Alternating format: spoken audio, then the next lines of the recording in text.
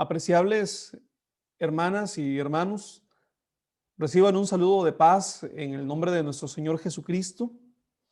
Me, me da mucho gusto, me siento muy agradecido con Dios, muy contento de tener la oportunidad nuevamente de compartir con ustedes el mensaje de la palabra de nuestro Dios.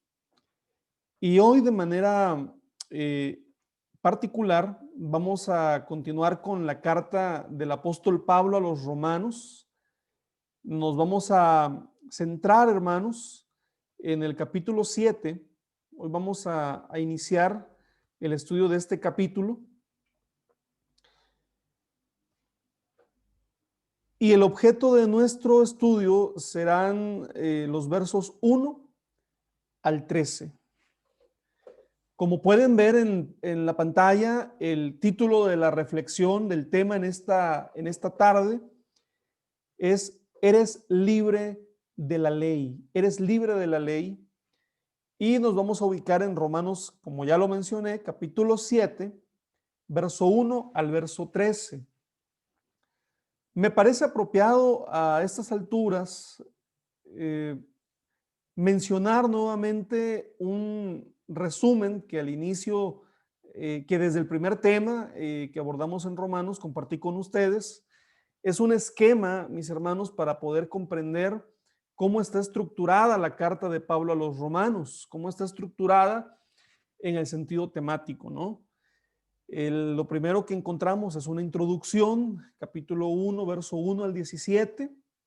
Luego vemos la segunda sección, que es el pecado, del capítulo 1, verso 18, hasta el capítulo 3, verso 20. Después la siguiente sección temática tiene que ver con la salvación, del capítulo 3, verso 21, hasta el 5, verso 21. Pasando por el tema de la santificación, del capítulo 6, verso 1, hasta el capítulo 8, verso 39. Después sigue el tema de la soberanía de Dios. Después, bueno, ahí tienen ustedes la sección que abarca en capítulos. Después viene el tema del servicio y al finalizar el libro, pues hay una conclusión. Nosotros nos encontramos, dicho sea de paso, en la sección que tiene que ver con la santificación, hermanos. Y bueno, pues regresando un poco a las secciones anteriores, la sección que habla sobre el pecado, esta sección responde una pregunta. La pregunta es, ¿por qué necesitamos a Dios? La sección que corresponde a la salvación responde la pregunta, ¿cómo llegamos a ser cristianos? Y bueno, pues ahora estamos abordando el tema que tiene que ver con la santificación. Quisiera permitirme darle lectura, mis hermanos, a estos 13 versículos que vamos a abordar en esta tarde. Dice así: ¿acaso ignoráis, hermanos? Pues hablo con los que conocen la ley, que la ley se enseñorea del hombre entre tanto que éste vive, porque la mujer casada está sujeta por la ley al marido mientras éste vive. Pero si el marido muere, ella queda libre de la ley del marido. Así que si en vida del marido se uniere a otro varón, será llamada adúltera. Pero si su marido muriere, es libre de esa ley, de tal manera que si se uniere a otro marido, no será adúltera. Así también vosotros, hermanos míos, habéis muerto a la ley mediante el cuerpo de Cristo, para que seáis de otro, del que resucitó de los muertos, a fin de que llevemos fruto para Dios. Porque mientras estábamos en la carne, las pasiones pecaminosas que eran por la ley obraban en nuestros miembros, llevando fruto para muerte. Pero ahora estamos libres de la ley por haber muerto para aquella en que estábamos sujetos, de modo que sirvamos bajo el régimen nuevo del Espíritu y no bajo el régimen viejo de la letra. ¿Qué diremos pues? ¿La ley es pecado? En ninguna manera. Pero yo no conocí el pecado sino por la ley, porque tampoco conociera la codicia si la ley no dijera, no codiciarás. Mas el pecado, tomando ocasión por el mandamiento, produjo en mí toda codicia, porque sin la ley el pecado está muerto. Y yo sin la ley vivía en un tiempo, pero venido el mandamiento, el pecado revivió y yo morí. Y hallé que el mismo mandamiento que era para vida, a mí me resultó para muerte, porque el pecado, tomando ocasión por el mandamiento, me engañó y por él me mató. De manera que la ley, a la verdad, es santa y el mandamiento santo, justo y bueno. Finaliza el verso 13 diciendo a manera de pregunta, ¿luego lo que es bueno vino a ser muerte para mí? En ninguna manera, sino que el pecado, para mostrarse pecado, produjo en mí la muerte por medio de lo que es bueno, a fin de que por el mandamiento el pecado llegase a ser sobremanera pecaminoso. Bueno, pues esta es la cita bíblica, hermanos, en la que estaremos reflexionando en esta ocasión. Y quise poner a ustedes algunos aspectos interesantes para ir como desmenuzando, ir comprendiendo un poco más de qué nos está hablando el apóstol Pablo en esta cita. Bueno, lo primero que tenemos que entender, hermanos, es que del verso 1 al verso 6, el apóstol Pablo está hablando acerca de la muerte de la ley. ¿Sí?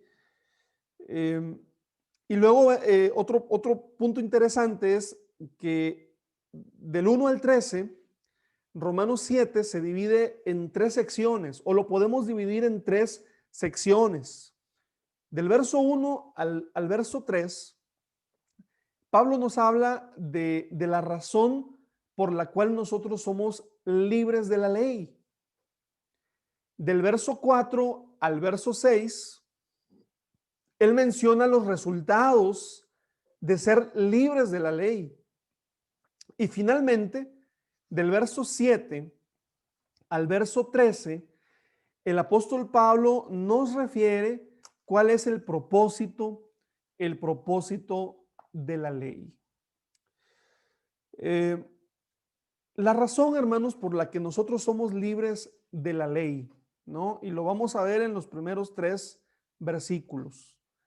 Debemos recordar a qué ley se refiere, hermanos. En uno de los temas anteriores mencionaba que en el Antiguo Testamento encontramos que la ley en 3 características. Por ejemplo, tenemos aquella ley que hablaba de rituales, de sacrificios, de todo lo que tenía que ver con la adoración en el templo y la santidad con la que se tenía que adorar a Dios. Y tenemos también algunos preceptos que tenían que ver precisamente con la nación de Israel como un ideal. Y también tenemos en el Antiguo Testamento el decálogo, los 10 mandamientos, ¿verdad? Bueno, pues la ley, hermanos, tiene estas características, estas 3 características, los 10 mandamientos, los 613 preceptos que pueden ser propios de la adoración, pero que también regulaban la vida del pueblo de Israel. Pero el apóstol Pablo, hermanos, cuando habla de este conflicto entre la vida cristiana y la ley, lo hace desde el punto de vista del legalismo. ¿Qué es el legalismo? Esto también es como un resumen breve de lo que ya hemos abordado en otro momento. El legalismo es esa actitud de pensar que si yo guardo la ley, eso me va a conseguir méritos delante de Dios. Que si yo guardo la ley, eso me va a ser más aceptable, yo voy a poder obtener algo guardando la ley de Dios. Y algo que enfatiza Pablo, hermanos, en el versículo 1 de este capítulo 7, es que la ley no tiene poder sobre una persona que está muerta. Yo quiero que usted tenga muy presente esto. La ley no tiene poder sobre una persona cuando esta persona ya se encuentra muerta.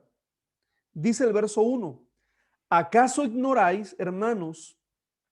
Pues hablo con los que conocen la ley, que la ley se enseñorea del hombre, entre tanto que éste vive. Pablo está diciendo, cuando una persona muere, ya no tiene la obligación de cumplir la ley. Él está adentrándose en este tema de una manera muy hábil, de una manera muy inteligente, porque él a continuación, en los siguientes versículos, va a utilizar un argumento, hermanos, irrefutable. Verso 2 y verso 3, él utiliza una ilustración y es la ilustración del matrimonio, ¿verdad? Dice el verso 2 y verso 3, porque la mujer casada está sujeta por la ley al marido. ¿Cuánto tiempo? Él añade, mientras éste vive. Pero si el marido muere, ella queda libre de la ley del marido. Así que si en vida del marido se uniere a otro varón, será llamada adúltera. Pero si su marido muriere, es libre de esa ley, de tal manera que si se uniere a otro marido, no será adúltera, ¿verdad?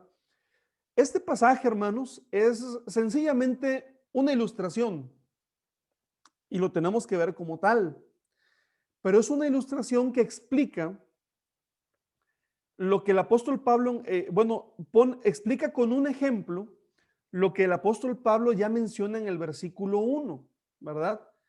Porque Pablo menciona que el pacto del matrimonio es válido solamente si los dos esposos viven. Si uno de ellos muere, en el momento que muere, el otro queda en libertad para casarse de nuevo. ¿Sí? Esto lo entendemos, esto aplicaba tanto en la antigüedad como ahora. Ahora bien, ¿por qué el apóstol Pablo utiliza la ilustración del matrimonio? Esto es muy importante, muy interesante. Porque en este ejemplo, hermanos, el creyente, en esta ilustración, el creyente ocupa el lugar de la esposa, ¿verdad? Y entonces tendríamos que ver si el creyente es, en esta ilustración, la esposa, ¿quién es el primer marido? ¿Quién es el marido viejo, el marido anterior? Bueno, pues el marido viejo, hermanos, o nuestro marido viejo, o primero, como es el ejemplo de Pablo, es la ley. Este es el primer esposo en esta ilustración. Y vámonos como ilustración en este punto. Cuando un cristiano se casa con la ley, pues quiero comentar, hermanos, que este es un matrimonio difícil para empezar. Cuando un cristiano se casa con la ley es difícil porque la ley es un marido que demanda perfección absoluta. Es un marido dominante, que domina a su esposa, ¿no?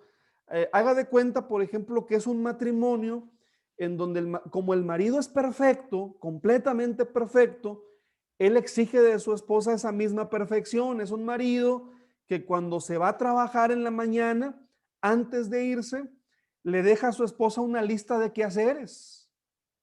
Y al regresar del trabajo por la tarde llega y empieza a revisar la lista de quehaceres para ver si la esposa le dio cumplimiento, ¿verdad?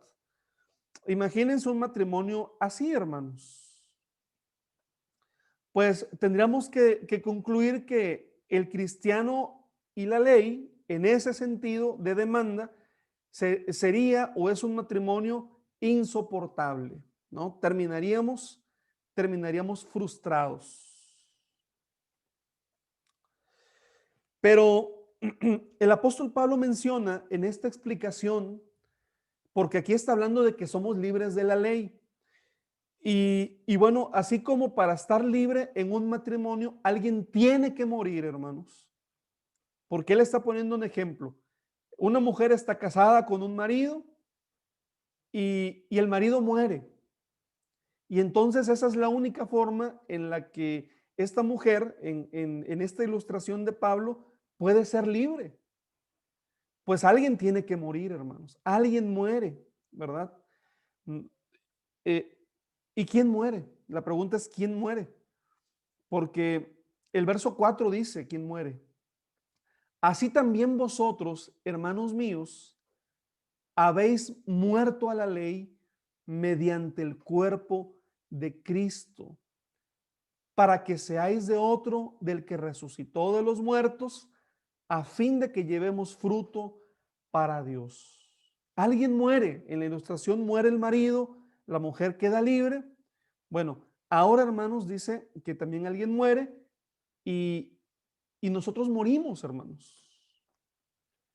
Vea usted una cita bíblica solo como refuerzo que está en Gálatas capítulo 2, verso 20. Pablo dice en esta cita bíblica, con Cristo estoy juntamente crucificado y ya no vivo yo, mas vive Cristo en mí, y lo que ahora vivo en la carne, lo vivo en la fe del Hijo de Dios, el cual me amó y se entregó a sí mismo por mí, ¿verdad? Ya no vivo yo, dice el apóstol Pablo en Gálatas 2:20, sino que Cristo vive en mí, ¿no? Entonces, bueno, alguien muere, nosotros morimos con Cristo, estamos crucificados con Cristo, y eso significa, hermanos, que ahora estamos libres para tener un nuevo marido.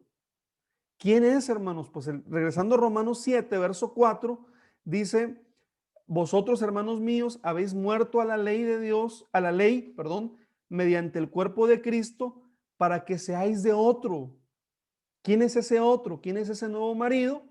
Pues dice Pablo, eh, del que resucitó de los muertos. Es decir, es Jesús. Por eso Pablo, hermanos, en estos primeros 3 versos, de una manera muy hábil, empieza a explicar. Primero dice, la ley tiene poder mientras alguien vive, ¿verdad? Cuando alguien está muerto, ya no tiene responsabilidad de cumplir la ley.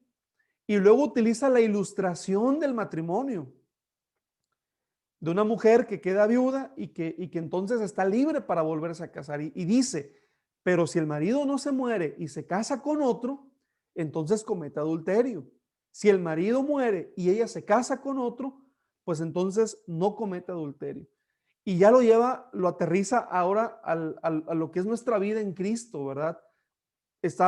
Teníamos un esposo que era la ley, pero este esposo muere. Bueno, y bueno, es un ejemplo, ¿verdad? Porque también dice que morimos nosotros. Hay una muerte, alguien muere, entonces alguien queda libre, hermanos. Queda libre y ahora podemos casarnos con Cristo, literalmente. Ahora podemos ser parte de la esposa de Cristo. Eh, Se ejemplifica que somos libres de la ley, ¿no? Y bueno, hermanos, pues esto nos lleva a una nueva posición delante de Dios. Por eso en este momento lo que quiero exponer con ustedes tiene que ver con estos resultados. ¿Cuáles son los resultados de ser libres de la ley? Y me regreso tantito, hermanos, ¿verdad? Me regreso tantito al verso 3, porque dice el verso 3, así que si en vida del marido se uniere a otro varón, será llamada adúltera. Pero si su marido muriere, es libre de la ley. Es libre de la ley. Uno de los resultados, hermanos, de ser libres de la ley es que somos libres. Somos libres, tenemos una nueva libertad. Tenemos un nuevo esposo, ¿verdad? Esto no significa, hermanos, que podemos hacer lo que nosotros querramos, porque vamos a ver qué significa esta libertad. Pero ya no vivimos en una situación de opresión. Cristo nos vino a hacer libres, nos ha venido a dar libertad, ¿sí? Y, y bueno, ya en el verso 4, en la primera parte, hermanos, ¿verdad? Nos habla la Biblia de que ahora estamos en una nueva relación. Dice el verso 4, la primera parte. Así también vosotros, hermanos míos, habéis muerto a la ley mediante el cuerpo de Cristo para que seáis de otro. Y señalo esta parte, esta frase que dice para que seáis de otro. Es decir, está hablando de una nueva relación y la palabra otro, de manera muy literal, se refiere a alguien distinto, se refiere a alguien diferente. Pablo está diciendo que tu relación con Cristo va a ser totalmente diferente. Volviendo a esa analogía del matrimonio, ¿verdad? No son reglas. No se trata de cumplir un listado de reglas, sino se trata de una relación, hermanos. De establecer una relación. Es una clase de matrimonio distinto, diferente.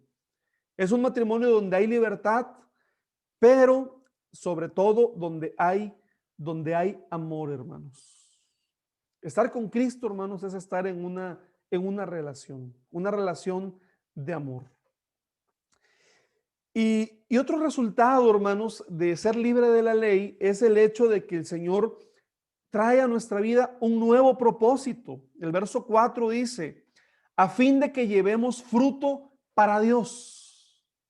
A fin de que llevemos fruto para Dios.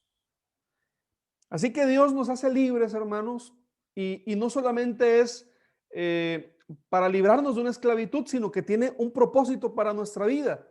Una vida en la que tenemos que llevar fruto, hermanos, para Dios. Una vida en la cual se debe dejar ver el fruto del Espíritu. Mas el fruto del Espíritu es gozo, paz, paciencia, benignidad, dominio propio. Todo lo que dice la Biblia, ¿verdad? Que es el fruto del Espíritu. Dios quiere, hermanos, que al tener una relación con Cristo Jesús, nosotros podamos tener una vida productiva, una vida provechosa. Y te quiero decir, hermano y hermana, que solamente serás un cristiano provechoso y productivo si tú aprendes a vivir en una relación con Jesucristo. Solamente con una relación con Cristo Jesús nosotros podremos ser ese cristiano productivo en nuestra vida. Y el Señor, hermanos, trae a nuestra vida en esta nueva relación una nueva motivación. Fíjense lo que dicen los versos 5 y 6. Porque mientras estábamos en la carne, las pasiones pecaminosas que eran por la ley obraban en nuestros miembros llevando fruto para muerte. Pero ahora estamos libres de la ley por haber muerto para aquella en que estábamos sujetos. De modo que si vamos bajo el régimen nuevo del Espíritu y no bajo el régimen viejo de la letra. Es decir, hay una nueva convicción, hay una nueva motivación, hermanos. Regresando a la ilustración que el mismo Pablo utiliza del matrimonio, ¿verdad? Pues vemos a una mujer, ¿verdad? Con un marido perfecto, con un marido perfeccionista, y entonces esta mujer es una mujer disgustada e infeliz. Pero ahora en esta nueva relación con este nuevo marido, pues ahora es una mujer contenta. Anteriormente, un servidor, hermanos, había comentado con ustedes sobre la importancia de seguir observando los 10 mandamientos. Si bien es cierto que nosotros ya no tenemos una obligación de guardar aquellos preceptos que eran para el pueblo judío y que ya no son para nosotros, sí tenemos una responsabilidad hacia los 10 mandamientos de parte de Dios. La pregunta es, ahora guardo los 10 mandamientos, pero mi motivación ha cambiado, hermanos. Ya no los guardo para obtener algo de Dios, sino los guardo porque tengo una relación con Dios y porque estoy agradecido con Él. Ya no es un asunto de deber, sino es un asunto de querer hacerlo, de estar motivado para hacerlo. Pablo dice, hay un nuevo régimen, ¿no? Como cuando en una oficina, ¿verdad? Hay cambios, cambia el dueño del negocio y en la oficina se pone un letrero o a la entrada del negocio que dice nueva administración. Es el mismo local, a lo mejor es el mismo giro, pero hay nueva administración y las cosas cambian. Ahora nosotros estamos en un nuevo régimen, estamos en una nueva administración, hermanos. Esos son los resultados, mis hermanos, de ser libres de la ley. ¿Por qué, si ya Cristo nos hizo libres de la ley, por qué no hacemos a un lado el Antiguo Testamento y nos quedamos con el Nuevo? Pudiera preguntar a alguien. ¿Por qué no nos olvidamos, diría alguien más, de los 10 mandamientos de una vez por todas y nos enfocamos solamente en nuestra relación con Cristo? Bueno, pues es que Pablo mismo explica, hermanos, que la ley cumple propósitos en nuestra vida. Y quiero decirte, hermano y hermana, que hay propósitos específicos de guardar la ley.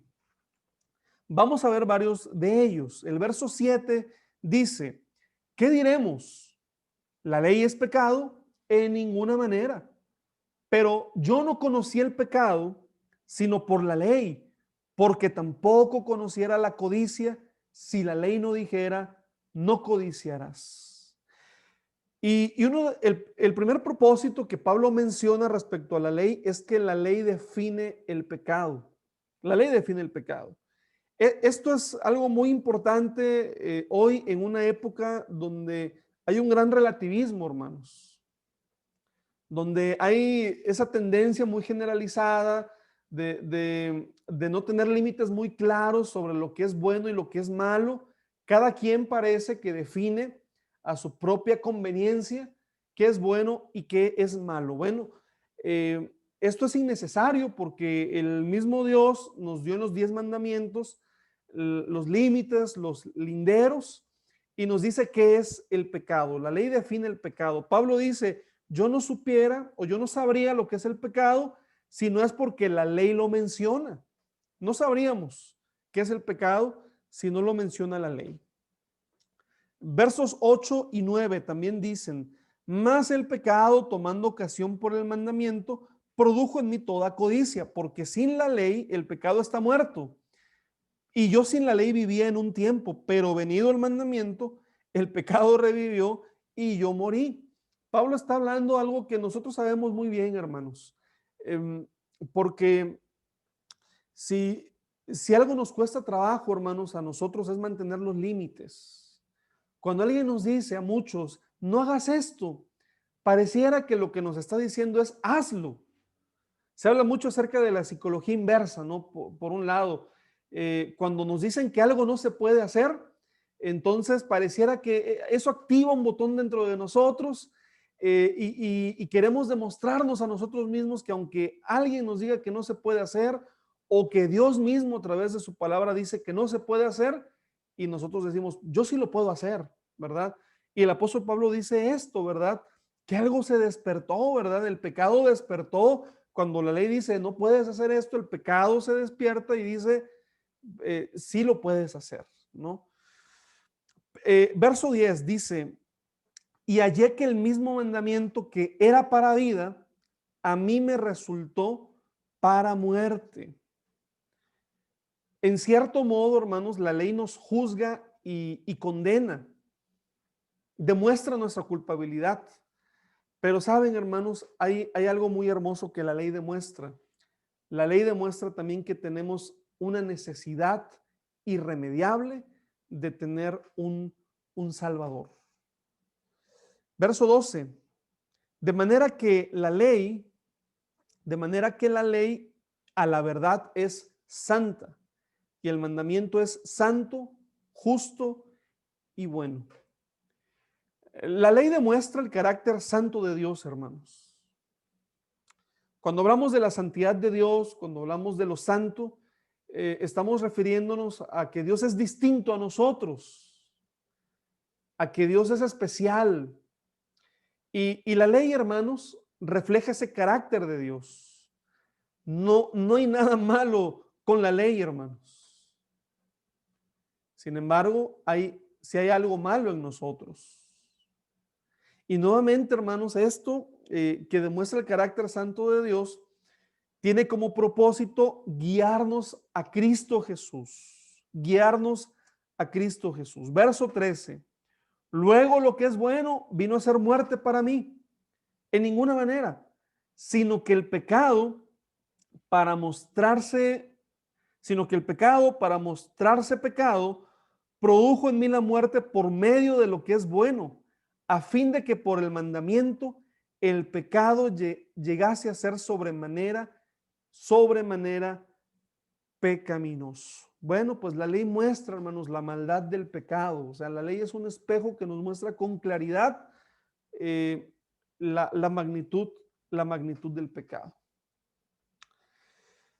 Mis hermanos, el verso 14 dice, porque sabemos que la ley es espiritual, mas yo, añade Pablo, soy carnal, vendido al pecado. La próxima semana, hermanos, vamos a mirar un poco más acerca de una guerra que se libra en nuestro interior por causa de esto, por causa de que Pablo dice, estoy vendido al pecado. Pero no quisiera terminar esta reflexión en este tenor, porque quiero recordar con ustedes que Dios sí ha provisto una solución, hermanos. Gálatas, capítulo 3, versos 23 y 24, dice lo siguiente: pero antes que viniese la fe, estábamos confinados bajo la ley, encerrados para aquella fe que iba a ser revelada. De manera que la ley ha sido nuestro ayo para llevarnos a Cristo, a fin de que fuésemos justificados por la fe. La ley fue nuestro instructor, nuestro guía. Su propósito era llevarnos a Cristo, hermanos. Esa es la solución. Quiero finalizar, hermanos, con algunos puntos que quisiera dejar con usted a manera de reflexión y de síntesis de este tema. El primer punto es que tú no puedes manejar tu vida solo. No lo puedes hacer. No eres y no somos lo suficientemente buenos para salvarnos. La ley demuestra que somos malos. La ley demuestra, hermanos, también, otro punto, que nadie es perfecto. La ley es buena, la ley es santa, porque procede de Dios, porque refleja el carácter de Dios, y el único que es perfecto, que es santo, es Dios, pero ninguno de nosotros es perfecto. Y es por ello, hermanos, que la ley nos hace depender de la gracia, nos hace reconocer que necesitamos un Salvador. Quiero finalizar con una pregunta, respondiendo a una pregunta. ¿Podemos ignorar la ley? ¿Podemos ignorar los 10 mandamientos? La respuesta, hermanos, es no. Eso no cambia. El ejemplo del matrimonio es una mujer muere su primer marido y ahora está con otro marido. Un ejemplo de que nosotros estábamos casados con la ley y ahora estamos casados con Cristo. Pero así como en este ejemplo del matrimonio, en donde lo que cambió fue la motivación, porque la mujer estaba frustrada, estaba enojada, estaba resentida, porque su primer marido lo que le exigiera perfección, era una relación de dominio, y con el segundo marido estaba todo centrado en la relación, en el amor. Lo que cambió fue la motivación. En nosotros también cambia la motivación. Nosotros observamos la ley, obedecemos la palabra de Dios, observamos los mandamientos de Cristo, porque ha cambiado nuestra motivación, porque ahora queremos hacerlo, porque ya no vivo yo, dijo Pablo, sino que Cristo vive en mí. Que Dios nos permita, hermanos, tener la bendición de poder vivir en esta maravillosa libertad que nos ha dado Cristo Jesús. Que Dios les bendiga, mis hermanos, y paz a vosotros.